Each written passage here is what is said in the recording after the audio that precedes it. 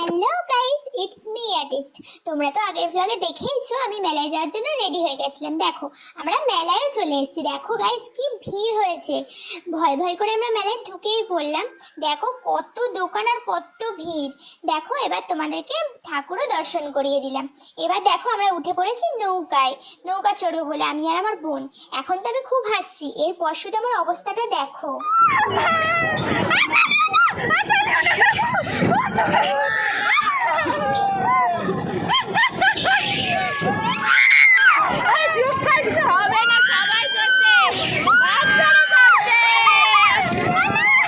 তোমরা তো আমার অবস্থাটা দেখতেই পেলে। তারপর দেখো আমি চলে এসেছি এখানে একটা গেম খেলতে, কিন্তু এখানে কিছুই পাইনি গাইস। তারপর আমার বড় একটু গেম খেলে নিল, ওখানেও কিছু পাইনি।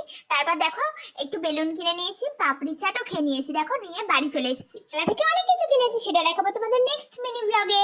Tata, good night.